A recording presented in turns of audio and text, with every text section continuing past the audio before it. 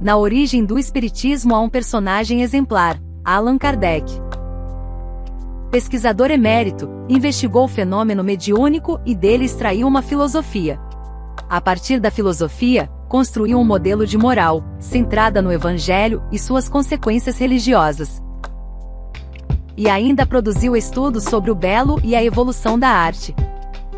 Deixou-nos um legado, registrando seus passos na pesquisa, seus desafios e facilidades na realização da tarefa, enfim, fez-se memorialista e contou sua história. Revista Espírita. Viagem Espírita de 1862. Trechos de documentos em obras póstumas. Cartas e outros registros mostram sua ação preservadora da história do espiritismo. E ainda sugeriu a criação de um museu espírita. Vamos seguir este exemplo de historiador?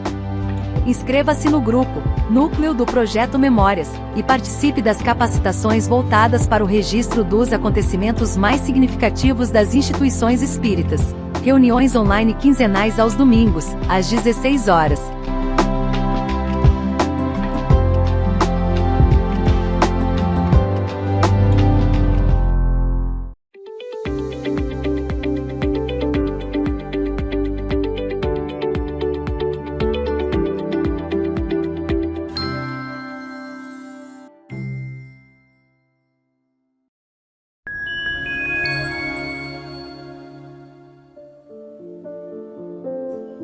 E disse Jesus: não dará pedra a quem lhe pede peixe.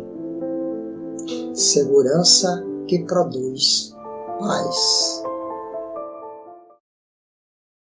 Queridos amigos, internautas, estamos aqui de volta para trabalharmos a nossa ascese espiritual em busca do sagrado. Recordo-lhes de imediato que para chegar a Deus, vê-lo, percebê-lo, na tradição do Evangelho, do Sermão da Montanha, é necessário ter puro coração.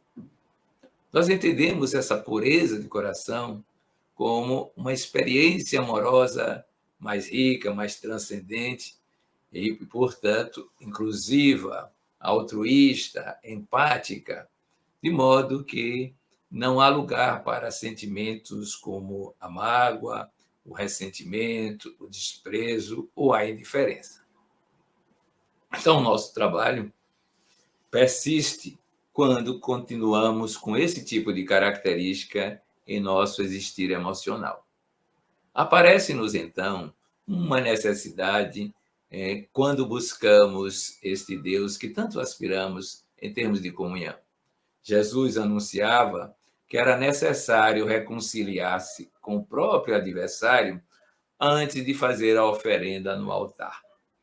Na época, havia este hábito de levar alguma coisa para Yahvé, o Deus judaico de então. Mas que adiantaria fazê-lo se o coração estava pulsando por emoções que são consideradas hoje pela psicologia positiva como emoções negativas? E nós sabemos que elas são capazes de desencadear processos fisiológicos no caminho da patologia, principalmente na área do coração. Não adiantaria esse tipo de oração, porque não haveria uma boa aproximação com o divino. Hoje, se você é um daqueles que lembra a figura de Tomé, que precisava tocar nas feridas para saber se Jesus havia ressuscitado, em outra linguagem, se você é um empirista e quer saber se o perdão é importante, eu posso lhe dizer algo bastante significativo. Faz parte agora dos currículos de psicologia e dos currículos de medicina ensinar a perdoar. Por que isso? Porque se verificou pelos estudos de qualidade de vida espiritual, ainda que na linguagem de significado, de propósito, na existência, que o perdão é fundamental. Fundamental para criar saúde, bem-estar, envolver-nos numa aura de sanidade, vivemos em comunidades amorosas e, portanto, temos relacionamentos significativos. Quem diria? O perdão, a gratidão e a empatia fazendo parte dos textos técnicos dos textos científicos que podem ser usados para nos auxiliar a empreender essa saga de livrar-nos desse tipo de emoção. É fundamental, então, compreendermos que para alcançar Deus é preciso vivenciar isto com naturalidade, com tranquilidade, com a capacidade de superar essas vivências que podem durar muito tempo e, por isso mesmo, provocar estragos na vida física, na vida relacional, na vida emocional das pessoas. Como podemos chegar a esta divindade se ainda acolhemos no nosso coração sentimentos de repulsa com os outros, se guardamos lembranças que nos fazem ficar apopléticos, nervosos, inquietos na presença de alguém por um ato que aconteceu no passado e que nós fizemos a nossa própria leitura. Ora, perdoar é libertar-se. Perdoar é encontrar o caminho da amorosidade com muito mais riqueza do que nós estamos acostumados a lidar quando vivemos essa noção de fomos vítimas de alguém. Alguém foi o nosso algoz e, por isso, nós nos preservamos da presença dele. Ora, é preciso ir mais fundo, e a literatura espírita é muito rica em mostrar os efeitos do perdão. Em um caso especial do mundo espiritual, relatado na literatura mediúnica, é como se extraíssemos uma massa escura ou uma construção fluídica do próprio coração, e isso alivia a pressão sobre o mesmo para que ele funcione normalmente. Da mesma maneira, a gratidão, que já é um avanço, provocará emoções agradáveis, fluidos positivos, e nós viveremos uma outra maneira de estar no mundo, nos aproximando de Deus dessa maneira. Não podemos encontrar Deus continuando nessas litigâncias, nessas beligerâncias, nesses modos de agir sempre em relação ao outro, como se fôssemos inimigos, adversários, ou temêssemos a presença dos mesmos. Por isso mesmo, vamos dedicar o nosso programa de hoje a pensar em sair desse lugar de ofendido e aprender a perdoar da melhor forma possível. Só ficaremos mais enriquecidos e mais próximos de Deus.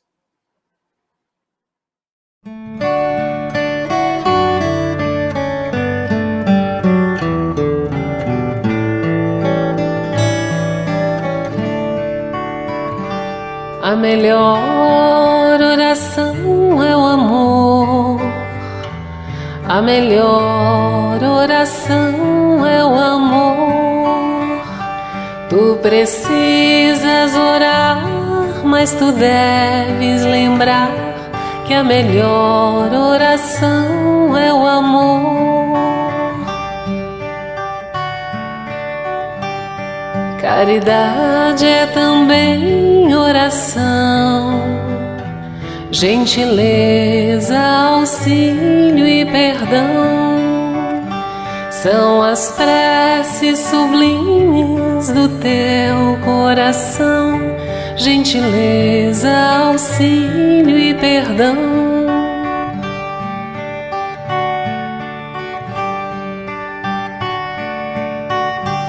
A melhor oração é o amor.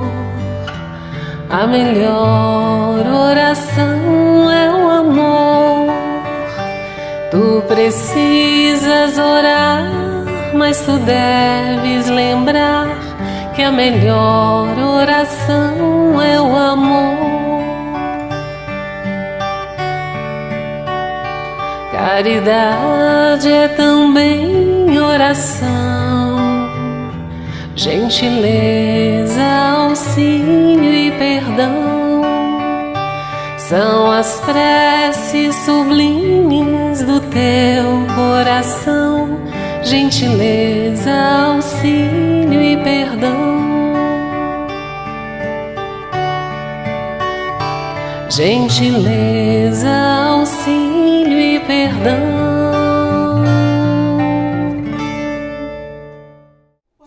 refúgio de amor da Boa Nova, denominado Casa do Caminho, albergava um montão de pessoas em prova, entremostrando fartamente doença, inquietação, cansaço e desalinho. O sol se despendia no poente. Tudo em Jerusalém, no entardecer, requeria uma parada de lazer depois do dia quente. Entretanto, na casa do Senhor, uma intensa dava prosseguimento. A tarefa de paz, de compreensão e amor. Enfermos, sem família que os quisesse, débeis mentais em desvalia, mulheres desoladas, crianças de ninguém, que estavam colhidas nas calçadas, junto dos companheiros de Jesus, alinhavam-se em prece, rogando aos céus socorro, amparo e luz. No transcurso do dia, Simão Pedro suara trabalhando tanto, que se acolheu então a sós num singelo recanto, tentando daquela maneira se esquivar a estafa que ele sentia. Mas um dos assessores veio apressado pelos corredores e disse-lhes através da voz tremente: Irmão Pedro, chegou à nossa porta um velhinho em feridas. Geme e grita com dores incontidas. É o Rabino Joás, que conheceis, aquele antigo fazedor de nossas leis. Pedro aprumou-se e respondeu, como quem se arrojara num intenso asco: Joás, filho de Aquim, o terrível carrasco, que odeia o mundo galileu? E em seguida indagou do jovem emissário: Não conheces a trama do Calvário? Pois não sabes nos textos em que estudas que foi ele um dos vários matadores que aconselharam Judas a complicar o mestre inesquecível? E dando um murro na mesa, ele ajuntou: É impossível! Aqui não entrará semelhante traidor. Que ele sofra, por lei da natureza, remorso e enfermidade, entre gritos de dor. Cumpro o que penso e falo. Eu mesmo irei à porta a fim de despachá-lo. Descia a noite devagar. A penumbra invadia aquele lar. Pedro avançava para a entrada, mostrando na expressão a alma rude e agitada. Mas quase rente à porta, um homem sereno, nele cravou o olhar de maneira calma e profunda. O apóstolo, hesitado, o reconhecera, fosse onde fosse em todo o mundo. Era Jesus, o mestre nazareno. Empolgado de pranto e de alegria, Simão Pedro interrompeu atarrantado: A que vinde, Senhor? Ordenai o que for de vosso agrado. O Cristo apenas replica, carregado de amor. As palavras sublimes que ele trazia dizia-se da seguinte maneira: Compreendo, Simão, as repulsas que sentes. Não pudestes esquecer as horas de agonia dos nossos dias diferentes. Mas escuta, Simão, é preciso abrandar o coração. Olvidar toda ofensa é prosseguir em paz. Pedro, venho pedir-te por Joás. Ele já não é mais o duro algoz de outrora. É um pobre penitente que se escora nas chagas que ele mesmo carrega. Um enfermo infeliz de alma cansada e de alma cega, que a si mesmo se acusa e se maldiz. Recorda a nossa fala de outras vezes. Se Joás te feriu a alma fraterna e boa, Pedro, escuta, perdoa 70 vezes 7.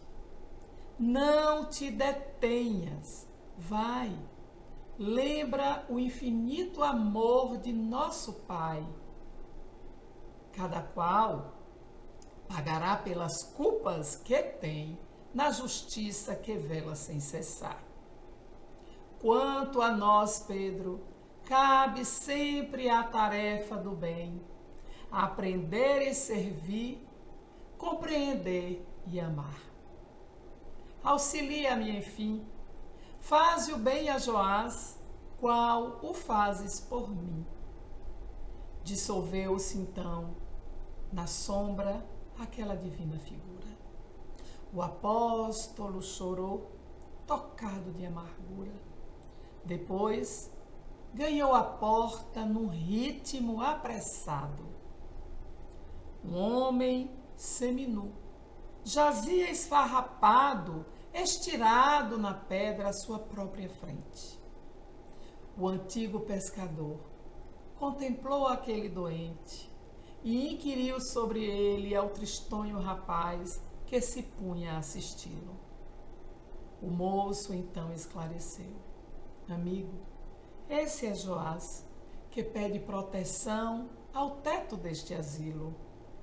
Está mudo, febrento, desprezado. Recebei-o por Deus ao vosso lado, por tutelado e por amigo. O rabino de outrora, hoje, é um triste mendigo. Transformado, Simão alçou Joás ao nível do seu próprio coração. Depois, falou para o interlocutor: ide em paz. Deixai Joás conosco. É nosso irmão. Ele pertence agora ao nosso amor, tal qual se fez e tal qual se apresenta. E enquanto o jovem sai como quem não se atrasa, a fim de obedecer aos seus chefes hebreus, Pedro ainda ditou em voz tranquila e de maneira muito atenta: ele será mais nosso em nossa casa, que esta casa é de Deus. Perdoar é muito mais do que estender as mãos e dizer: eu te perdoo, meu irmão. Perdoar é algo ainda muito difícil. Mas é difícil porque talvez estejamos olhando para o perdão como um grande sacrifício da mente. O perdão necessário para o erguimento moral, ele está sendo conduzido como se fosse um esforço hercúleo que nós devemos fazer para domar aquilo que brota no nosso coração quando nos lembramos daquilo que nos ocorreu.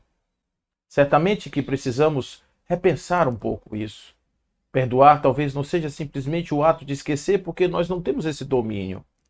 É preciso uma atitude mais forte e vigorosa. Precisamos ir para dentro e tentar entender aquilo que nos move por dentro e de que maneira nós podemos evitar futuramente novos embates, novos sofrimentos.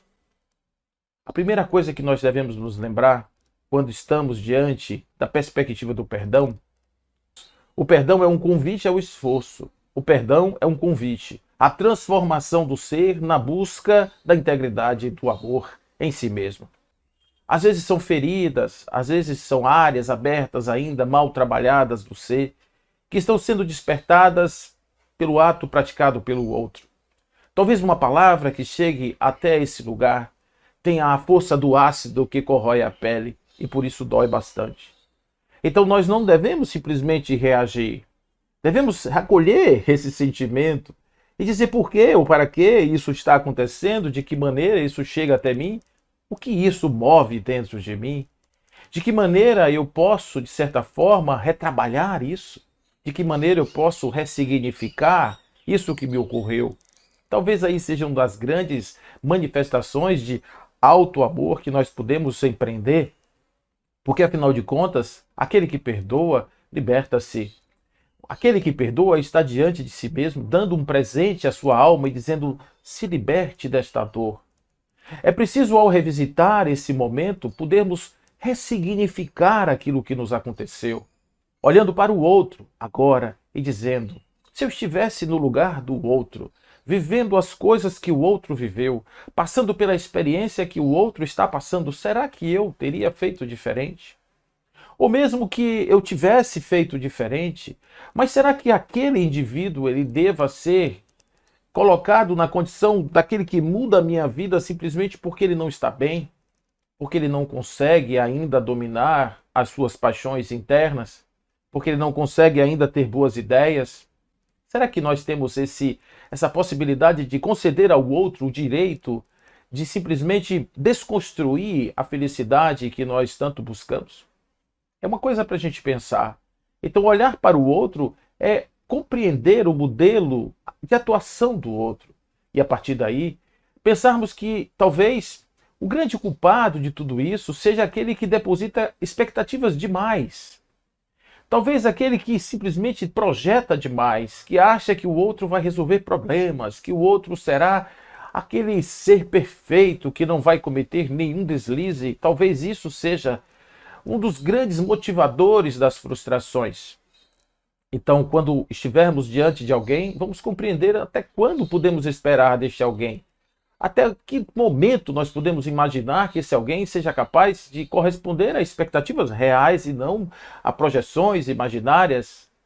Isso talvez nos resolva ou pelo menos evite bons problemas no futuro. Por fim, nós podemos trabalhar a amorosidade da indulgência. Compreender que todos nós somos aqueles que caminhamos ainda em busca da perfeição, mas não estamos nesse lugar. Não estamos nesta condição.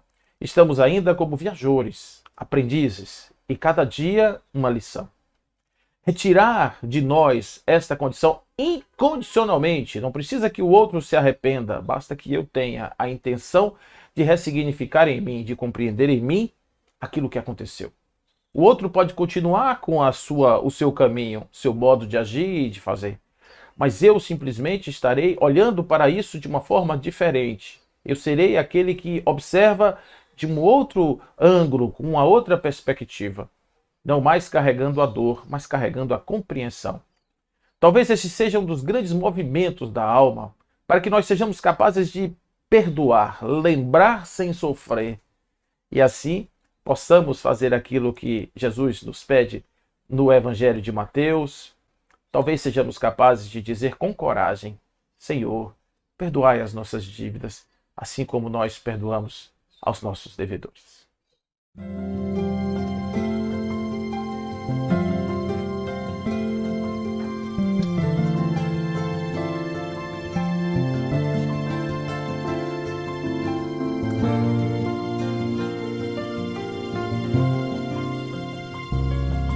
Se alguma mágoa existe, deixo ir.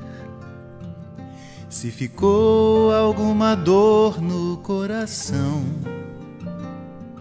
se restou ressentimento, deixo ir. Com a vida eu aprendi o amor, perdão. Se alguma culpa existe, deixo ir. Se ficou um erro a me torturar, se restou alguma falha, deixo ir. Porque sei que a vida não quer castigar. Deixo ir se alguém que eu amo não me quer. Deixo ir se alguma perda acontecer. Sei que nada é para sempre, até a dor também se vai, quando a gente já conseguiu aprender. para sempre e até a dor também se vai. Quando a gente já conseguiu aprender, deixo ir, porque sei que minhas mãos nada retém. Deixo ir, porque busco bem viver. Deixo ir, porque aqui na terra nada é só meu. Deixo ir, porque tudo vem de Deus. Deixo ir, porque sei que minhas mãos nada retém. Deixo ir, porque busco bem viver. Deixo ir, porque aqui na terra nada é só meu. Deixo ir, porque tudo vem de Deus. Deixo ir, deixo não. Valorizo tudo aquilo que chegar, mas não fico preso a nada que me vem. Sejam coisas ou pessoas, momentos ou desejos, quando for chegada a hora, deixo ir. Sejam coisas ou pessoas, momentos ou desejos, quando for chegada a hora, deixo ir. Deixo ir, porque sei que minhas mãos nada retém. Deixo ir, porque busco bem viver. Deixo ir, porque aqui na terra nada é só meu. Deixo ir, porque tudo vem de Deus. Deixo ir, porque sei que minhas mãos nada retém. Deixo ir, porque busco bem viver. Deixo ir, porque aqui na terra nada é só meu. Deixo ir, porque tudo vem de Deus. Deixo ir,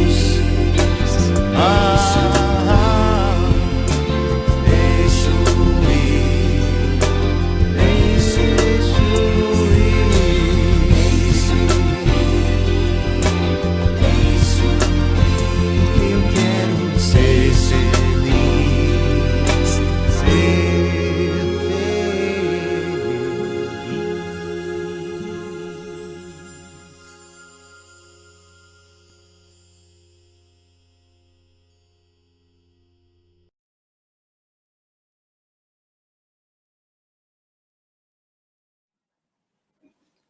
Quando eu era jovem, adulto, ocupava-me na reflexão sobre o Evangelho e ficava intrigado com a resposta de Jesus, dizendo que era preciso perdoar não somente 7 vezes, mas 70 vezes 7.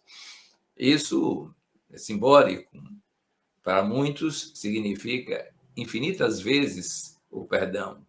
Mas na minha inquietude, eu me lembro que perguntava ainda, mas é 70 vezes 7 cada pessoa ou no conjunto, no coletivo? De qualquer maneira, a experiência que eu havia acumulado até então era que perdoar era um trabalho árduo, muito significativo, muito duro para ser realizado. E quando me diziam assim, perdoar é esquecer, eu me recordava. E com essa memória que eu tenho, uma memória razoavelmente bem-sucedida, como é que eu vou esquecer a situação? Depois veio o burilamento, esquecer em termos de emoções, não em termos de fato. Mas, de qualquer maneira, isso não me parecia significativo, resolutivo, e eu ficava perguntando, não terá outra via de se viver, outro caminho que nos permita libertar-se dessa vivência que, no fundo, é um binômio bem intrincado, onde você se magoa e depois vai perdoar. A palavra ou a expressão se magoa me chamava a atenção. Então sou eu que me magoo com o que o outro faz? Posteriormente eu vim verificar que era desta maneira.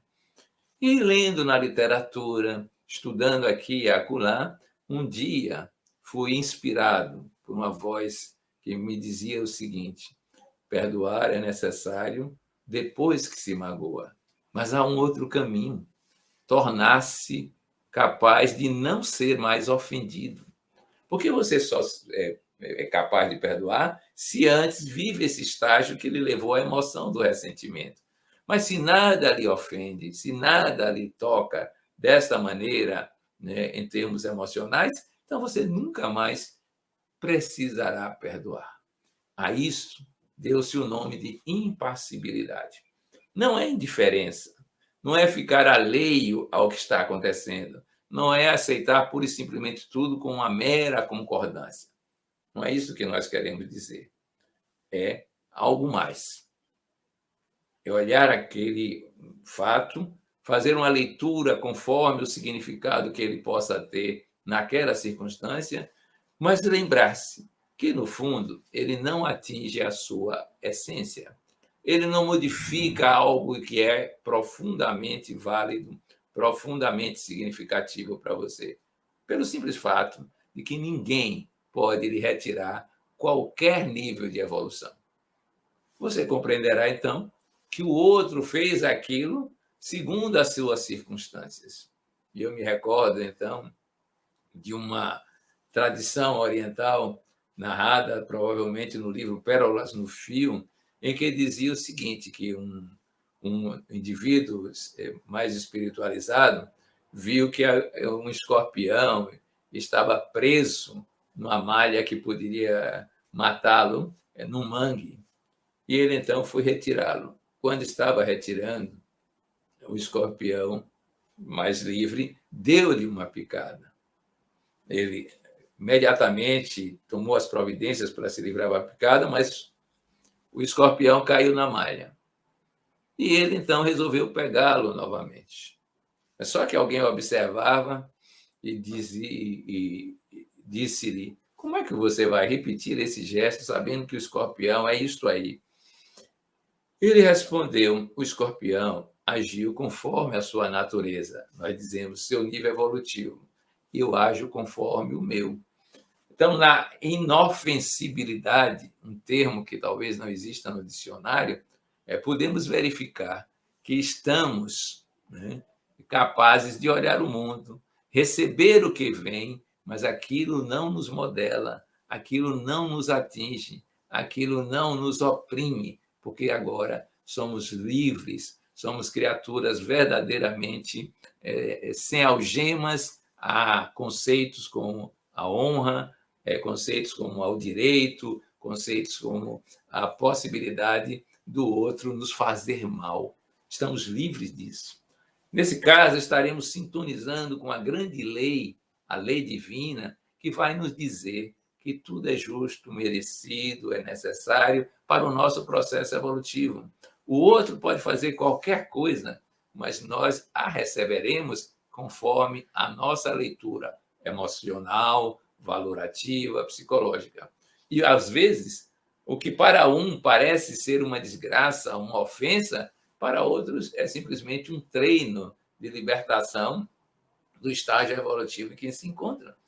Nós recordamos que dizem que quando Gandhi foi preso, ele disse, em nome daquilo que lhe parecia uma injustiça do Império Britânico, mas eu não sabia que eles gostavam tanto de mim. Agora estão me oferecendo casa, comida, segurança, e não me cobram nada, o tempo inteiramente livre. E aproveitou o ensejo para escrever um livro brilhante sobre si mesmo, autobiográfico, chamado Minhas Experiências com a Verdade. Vejam vocês que não é o fato que nos ofende, somos nós que fazemos uma leitura e nos perturbamos com aquele fato. Liberdade, antes de tudo, do meio. Liberdade, antes de tudo, das circunstâncias históricas, nos favorecerá a chegar a esse estágio que é muito mais grandioso, muito melhor de viver do que ter que trabalhar sistematicamente para perdoar as múltiplas mágoas que nós criamos em função do meio que estamos vivendo. Então, pense nisso, Durante a meditação, dedique-se a isso e verifique como pode estar bem feliz, experienciando essa liberdade de não precisar mais se ofender e, portanto, não precisar mais perdoar.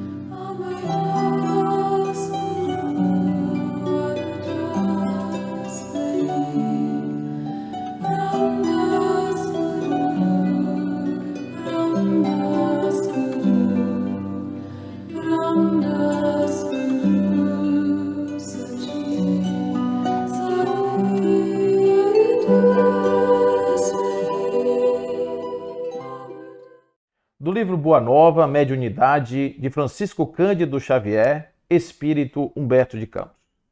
No capítulo do perdão, o Espírito Humberto de Campos nos conduz a uma viagem que Jesus teria feito com seus discípulos, aonde foram confrontados por aqueles que não concordavam com a mensagem ou com o trabalho de Jesus. Palavras horrorosas eram desferidas contra o grupo, causando inquietação nos seus apóstolos, e Jesus ficava em silêncio contemplativo, esquivando-se, na medida do possível, das confusões. Em silêncio, partia em demanda de outros lugares. Os seus discípulos tentavam reagir, como se protegessem ao Mestre. Jesus, então, observando, calado, esperava o momento oportuno para dar a sua lição. Em um determinado ponto, Felipe, Pedro, todos estes estavam perguntando a ele: Mestre, por que, mesmo chamando o Senhor de servo do Satanás, que nós reagimos prontamente? Por que não fizeste nada? Por que ficaste calado quando eles estavam colocando essas palavras contra ti? Jesus, então, na sua paciência infinita, disse: Amigos, por acaso poderemos colher uvas nos espinheiros? De modo algum eu poderia criar confusão nos lugares, principalmente nas cercanias de Nazaré, sem prejudicar o meu trabalho. Procurei ensinar a estes que a melhor réplica é sempre a do nosso trabalho, a do esforço útil que nos seja possível. De que serviriam, pergunta Jesus, as longas discussões públicas, içadas de doestos e zombarias? Ao termo de todas elas, teríamos apenas as menores probabilidades para o triunfo glorioso do amor e maiores motivos para a separatividade e odiosas dissensões. Jesus estava trazendo aos seus discípulos aquela ideia de que o esforço útil é a demonstração do trabalho que produz o bem e, acima de tudo, a evitação dos conflitos que alimentam as chamas da indiferença, da desavença, da falta de amor, ou seja, coisas que atrapalham muito a proliferação do bem no mundo, devem ser evitadas, não devem ser em nada alimentadas. Não será, porém, vaidade exigirmos que toda a gente faça da nossa personalidade elevado conceito quando ele estava sendo confrontado por Filipe, de que, afinal de contas, eles estavam tentando diminuir a sua imagem. Jesus disse: será que nós não temos a ilusão de querermos estar sempre agradando, sempre nos bons conceitos? Aqueles que fazem o bem, pergunta Jesus, não são sempre admoestados por aqueles incomodados por esta situação? Certamente que sim. Certamente que muitas vezes é melhor manter-se numa postura altiva, sabendo e conscientes daquilo que fazemos, porque assim sendo, não precisamos estar preocupados com aquilo que nos dizem, com aquilo que deve ser colocado sobre nós. Aí perguntam os discípulos em um determinado ponto: tudo bem que nós entendemos que para com os outros isso seja normal. E para com nós outros? Para com aqueles que somos os seus seguidores? É natural, porque alguns disseram para mim que eu era violento, que eu estava, Filipe sempre reclamando, de que estava sendo ele agora o objeto dos impropérios internos. Ele diz: para onde fica o futuro do Evangelho? E a pergunta e a resposta que Jesus dá é: essas são perguntas que cada discípulo deve fazer a si mesmo. Todavia, Filipe, com respeito à comunidade, pelo que me compete esclarecer, cumpre-me perguntar se já edificaste o reino de Deus no imo do teu espírito. Antes de olharmos o cisco no olho do nosso companheiro, vejamos se existe uma trave no nosso olho. O quanto nós já somos trabalhadores aptos para estar nesse momento, trabalhando em função da construção da seara do futuro do Evangelho. Se o nosso irmão se arrepende e procura, diz o nosso querido amigo, ao nosso auxílio fraterno, amparemo-lo com as energias que possam despender, mas em nenhuma circunstância cogites de saber se seu irmão está arrependido. Esquece o mal e trabalha para o bem. Se o irmão infeliz se arrepender, estejamos sempre dispostos a ampará-lo e a todo momento precisamos e devemos esquecer o mal. Essas mensagens de Jesus edificam nos corações daqueles que ficaram a paciência e a paz, com a qual certamente eles haveriam de dar continuidade ao reino de Deus aqui na terra.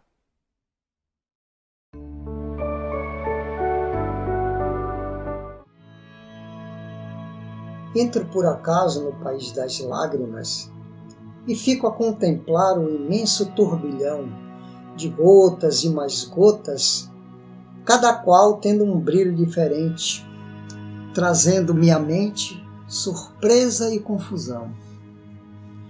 Eu pensara que as lágrimas irmanadas fossem todas iguais, límpidas, cristalinas como o brilho dos cristais. Aproximei-me da primeira, que me disse zangada: eu represento o ódio, a intriga e a maldade. Sou a lágrima escura que fere a humanidade. Conversa com as demais. Aqui neste país, de tudo encontrarás. Continuo a caminhar e vejo uma lágrima entristecida, sem brilho e sem fulgor. O que se passa contigo? Perguntei. Eu represento a dor. Estou em toda parte, onde há tristeza, solidão e amargura. Sou o desabafo de cada ser que em mim procura abrigo e proteção. Habito nos leitos dos doentes, faço visita aos corações descrentes, entro nos lares pobres e nas nobres mansões. Procuro aliviar os oprimidos, sou o amparo dos fracos, dos vencidos pelas desilusões. Meu trabalho é incessante, a cada instante sou requisitada. A humanidade sofre desorientada e eu lhe transmito lenimento. Por isso assim me vês, cansada, envelhecida. Perdi meu brilho para atender a vida. Mas segue adiante. Encontrarás neste país a claridade das lágrimas brilhantes. Caminho devagar, considerando as palavras escutadas, quando vejo à minha frente uma lágrima cristalina, irradiando sorrisos de alvoradas, que me dizia: entra na minha morada, onde habita o prazer que procuro espalhar por toda parte. Sou a lágrima da alegria, procuro os namorados que se aninham trocando confidências amorosas. Levo o perfume das rosas onde a felicidade está presente. Estou sempre sorrindo, estou sempre contente. Sou como a brisa que passa sussurrando carícias. Meu brilho é transmissor de harmonia, suavizando os olhos que choram de alegria. Procura-me sempre, feliz te atenderei. Prossegui reanimado, pensando não existir mais nada comparado à lágrima sorriso, que afastara de mim a nostalgia quando, de repente, paro extasiado. À minha frente, belíssima lágrima refulgia, e ao vê-la tive a impressão de que fosse alguma estrela das esferas celestes. Tamanho fulgor expandia em imenso clarão. Límpida, cristalina, a alma divina chamou-me junto a si, dizendo com ternura: este brilho que vês provém do céu, pertence a Deus. Gostaria que brilhasse em cada olhar e penetrasse em cada coração. Possuo muitos nomes expressando o mesmo sentimento, e entre todas as lágrimas sou chamada perfeição. Eu sou a inocência da criança, o murmúrio suave da prece, amor, paz e abnegação. Sou a luz suprema da esperança, Sou a chama divina que enternece, sou a lágrima sublime do perdão. Depois desse périplo, pela música, pelo conto, pela fala, pela poesia, que tal refletir sobre um exercício para a própria semana? Aproximar-se de Deus, existem tarefas cotidianas que estão dentro do espectro da vivência do humano. Então, que tal exercer esse esforço de, em primeiro lugar, não se magoar. Em segundo lugar, libertar-se das mágoas já existentes. Também pode ser na ordem inversa. O fato é que podemos dedicar esta semana para vivenciar isso. Procurar alguma maneira de superar esse estágio de ressentimento. Isso é possível. Você pode começar, por exemplo, fazendo uma espécie de meditação. Visualização criativa. Você está atuando, criando uma ideoplastia de quem se aproxima daquele que pareceu-lhe o seu algoz. Você também pode fazer um movimento simultâneo, recordando de que nada lhe acontece sem que a presença divina da lei esteja atuando. Você pode não ter merecido isso neste momento, não ter nada a ver com a sua estrutura de pensamento, de ação, de emoção nesse instante, mas faz parte da sua história evolutiva. Às vezes é o passado que volta, ele faz defrontar com essas situações pouco empáticas, situações desafiadoras da própria convivência. Às vezes é o presente. Nós construímos embates, nós construímos reflexões contraditórias e não temos ainda a capacidade de aceitar viver num mundo que é cada vez mais singular, cada vez mais cheio de pessoas com diferentes pensamentos, atitudes. E nós criamos expectativas. Faça um exame de quantas vezes você se surpreendeu, decepcionado com alguém, ficou magoado, porque ele não correspondeu ao seu momento de percepção idealizada. Pense nisso e verifique como você pode, de certa maneira, se libertar dessa situação. Mais adiante, você vai verificar também como é que pode, em oração, de certa maneira, envolver o outro numa compreensão empática. Todo mundo é filho de Deus, todo mundo está a caminho do divino, ainda com limitações maiores ou menores, com aproximações mais vastas ou menos vastas, em suma, com a compreensão do divino em estágios evolutivos diferenciados. Então, pense nisso. As pessoas não podem ser diferentes daquilo que elas já conquistaram. E o passado nosso, passado evolutivo, por mais brilhante que seja, ele vem do psiquismo que viveu a experiência animal, vegetal, mineral, e por isso mesmo traz muito ainda a marca do ataque e defesa, que é do predatismo, da forma como a selva vivenciava. E como os primeiros tempos, os pródromos da civilização encaravam a realidade como isso acontecia. Então, faça um programa com várias atividades meditativas, várias atividades inclusivas, sempre no pensamento. Depois, verifique se você pode olhar a mesma coisa, o mesmo fato, numa introspecção, libertando-se do sentimento que o envolve. Para isso, é preciso que você trabalhe, inclusive, com a sua vontade, com o seu pensamento, para mostrar a emoção, ou esse mundo emocional, que ele pode ser superado, que ele pode ser envolvido por uma camada de amorosidade que transforma isso completamente. E aí você vai se libertar desse tipo de situação de ofensibilidade. Mas mais rico ainda é se você conseguir trabalhar, não ser mais ofendido. Nada me perturba, nada me ameaça. Vejam que beleza. O que os outros dizem, eles dizem sobre eles próprios e sua própria percepção. O que os outros fazem, eles fazem o que eles podem sob a ótica deles.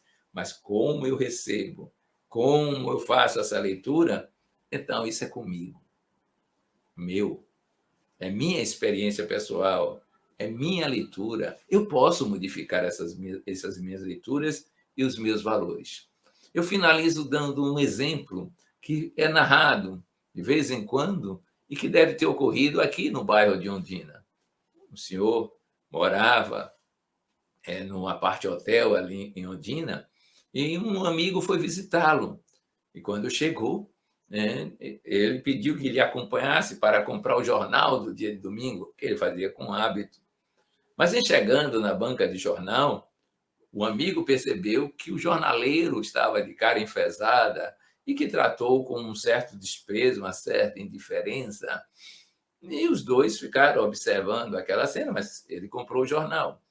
E quando foram saindo de retorno ao apart-hotel, verificou-se o seguinte diálogo: mas como é que você compra jornal na mão de um jornaleiro tão mal encarado, tão mal educado?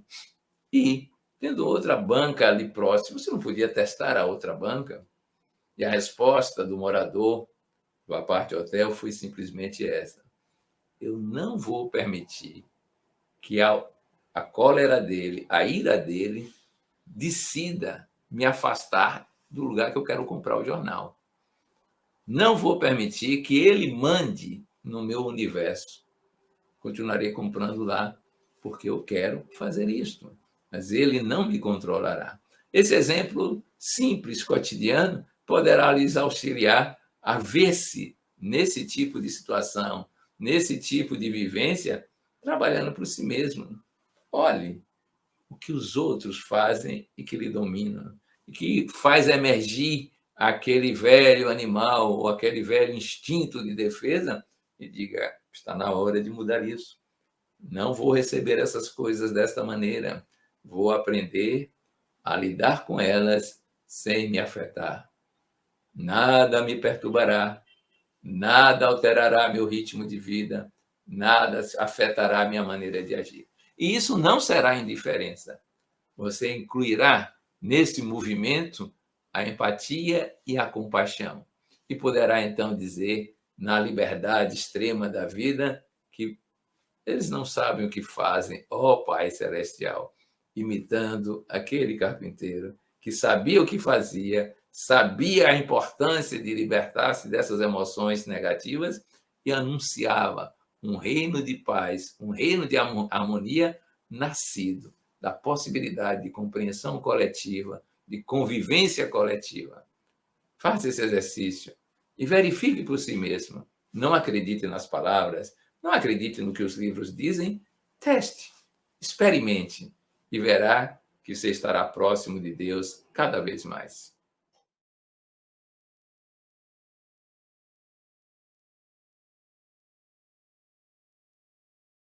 Ensina-me a amar, Senhor,